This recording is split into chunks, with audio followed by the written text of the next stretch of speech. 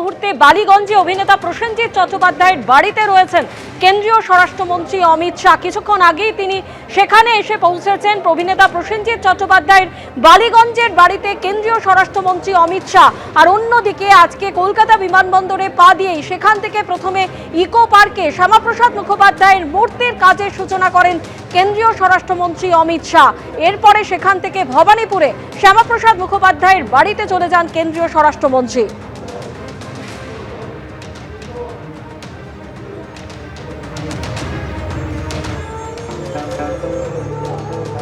পাশাপাশি eco park এবং ভবানীপুরের ছবি আপনারা দেখতে পাচ্ছেন। একদিকে ইকো পার্কে শ্যামাপ্রসাদ মুখোপাধ্যায়ের মূর্তির কাজের সূচনা করেন কেন্দ্রীয় স্বরাষ্ট্রমন্ত্রী এবং তারপরে ভবানীপুরে শ্যামাপ্রসাদ মুখোপাধ্যায়ের বাড়িতে যান কেন্দ্রীয় স্বরাষ্ট্রমন্ত্রী। বিজেপি রাজ্যের ক্ষমতায় আসার পর এই প্রথম শ্যামাপ্রসাদ মুখার্জির জন্মজয়ন্তী পালনের তারা সুযোগ পেল একেবারে সরকারিভাবে, এবং এটা 125তম জন্মজয়ন্তী তার।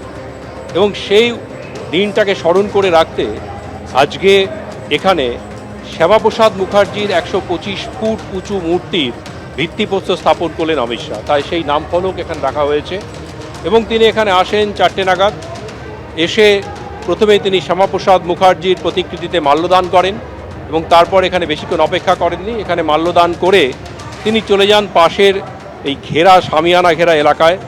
সেখানে সকাল থেকে শুরু হয়েছে পুজো এবং যজ্ঞ।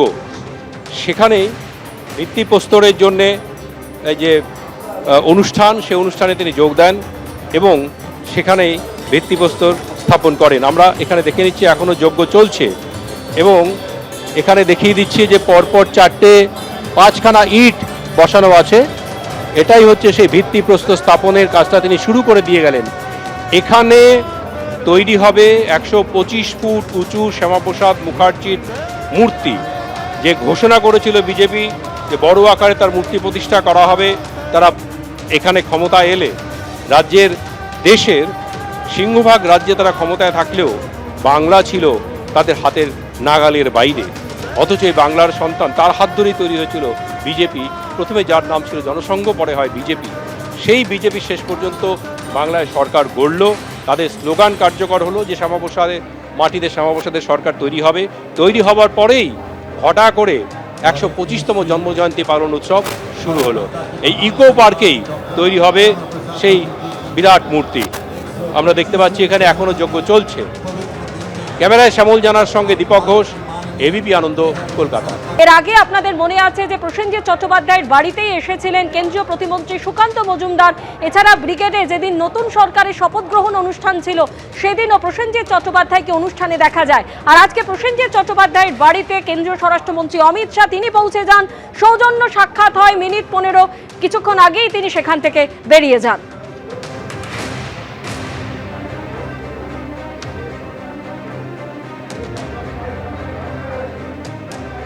এবং আজকে আমাদের বাংলা ছবির আপনারা জানেন যে সবাই জানেন, সবাই প্রিয় নায়ক মুম্বাদা বাবুর বাড়িতে এসেছিলেন এবং সিনেমা নিয়ে অনেক আলোচনা হলো।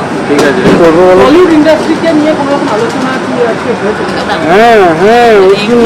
একটু সৌজন্য সাক্ষাৎ এবং আমাদের বইগুলো যেগুলো দেওয়া হয়েছে সেগুলো পড়ার কথা বললেন। ঠিক আছে দিদি, রাজ্যের জন্মদিন উপলক্ষে তার আসা, তার ডক্টর শ্যামাপ্রসাদ মুখার্জির জন্মজয়ন্তী উপলক্ষে বিশেষ সম্পর্ক অভিযান চলছে, তো সেই হিসাবেই আজকে ওনার দেখাচ্ছে পরিষ্কার।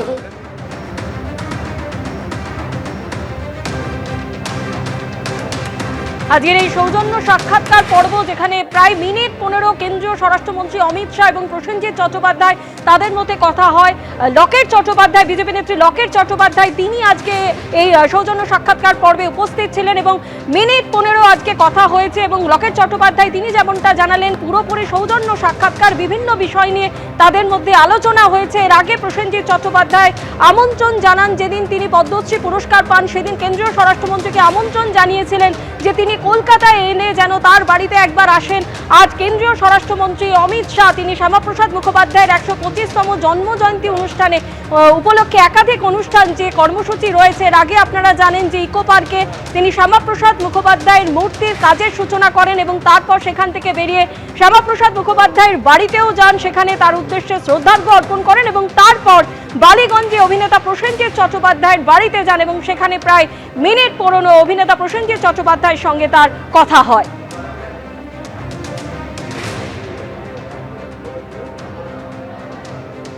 প্রথম খণ্ড ছিল হিন্দু মহাসভা, দ্বিতীয় খণ্ড ছিল ভারতীয় জনসংঘ, আর তৃতীয় খণ্ড এবং আজকের এখনও এক ও দ্বিতীয় খণ্ড বিশ্বের সর্ববৃহৎ রাজনৈতিক দল ভারতীয় জনতা পার্টি।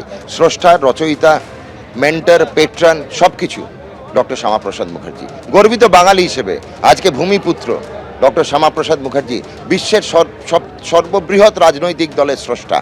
বাঙালি হিসেবে গর্বিত। রাজনৈতিক দল ছেড়ে দিন, কংগ্রেসে যদি থাকে বাঙালি কেউ, কংগ্রেসের সাপোর্টার, সেও গর্বিত। আজকে বামপন্থী বাঙালিও গর্বিত।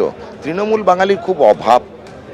125 মহাসমারোহে আজকে পশ্চিম বাংলায় পালিত হচ্ছে। স্কুল, কলেজে, পাড়ায় পাড়ায়, পল্লীতে পল্লীতে, ওয়ার্ডে, ব্লকে, সর্বত্র রাজ্য সরকার ছুটি আজকে ঘোষণা করেছে। পুরসভায় হচ্ছে, বিভিন্ন জায়গায় হচ্ছে।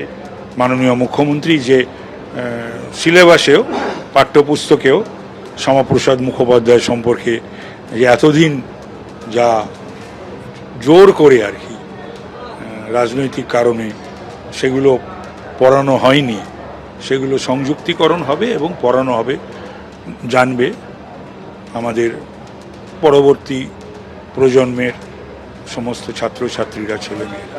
স্বরাষ্ট্রমন্ত্রী অমিত শাহ তিনি শ্যামাপ্রসাদ মুখোপাধ্যায়ের বাড়িতে তার ১২৫তম জন্মবার্ষিকীতে আজকে যে অনুষ্ঠান ছিল, সেই অনুষ্ঠানে এখানে যে কর্মসূচি, তাকে শ্রদ্ধা জানিয়ে শ্যামাপ্রসাদ মুখোপাধ্যায়ের ঘর, সেখানে গিয়ে তাকে শ্রদ্ধা জ্ঞাপন করে এই মুহূর্তে স্বরাষ্ট্রমন্ত্রী তিনি বেরিয়ে আসছেন। পাশে শুভেন্দু অধিকারী রয়েছেন, শুভেন্দু অধিকারী, এছাড়া মন্ত্রী স্বপন দাশগুপ্ত রয়েছেন, আরও একাধিক বিশিষ্ট প্রামাণিককে দেখা যাচ্ছে এবং কলকাতার পুর কমিশনার স্মিতা পান্ডে তিনিও এখানে রয়েছে।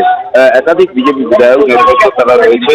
স্বরাষ্ট্রমন্ত্রী অমিত শাহ তিনি শ্যামাপ্রসাদ মুখোপাধ্যায়ের বাড়িতে এসে তাকে শ্রদ্ধা জ্ঞাপন করে এই মুহূর্তে তিনি আবার গাড়িতে উঠে গেলেন এবং তারপর এখান থেকে তিনি বেরিয়ে যাবেন পরবর্তী যে কর্মসূচি রয়েছে, যে অনুষ্ঠান রয়েছে সেখানে। আজকে কিছুক্ষণ আগেই তুমি জানো কলকাতায় বিমানে করে এসে পৌঁছেছেন স্বরাষ্ট্রমন্ত্রী অমিত শাহ। সেখান থেকে তিনি ইকো পার্কে গিয়েছিলেন। ইকো পার্কের অনুষ্ঠান সেরে তিনি ভবানীপুরে চলে আসেন। শ্যামাপ্রসাদ মুখোপাধ্যায়ের যে পৈতৃক ভিটে, সেই পৈতৃক এসে শ্রদ্ধা জ্ঞাপন করেন, মাল্যদান, এবং তারপর শ্যামাপ্রসাদ মুখোপাধ্যায়ের যে ঘর, সেই ঘরে গিয়ে শ্রদ্ধা জ্ঞাপন করে কিন্তু এই মুহূর্তে স্বরাষ্ট্রমন্ত্রী অমিত শাহ তিনি সেখান থেকে বেরিয়ে গেলেন। এর পরবর্তী যে কর্মসূচি রয়েছে বিশ্ব বাংলা মেলা প্রাঙ্গণে, সেই কর্মসূচির উদ্দেশ্যে কিন্তু রওনা দেবেন স্বরাষ্ট্রমন্ত্রী অমিত শাহ। এবিপি আনন্দ, এগিয়ে থাকে, এগিয়ে রাখে।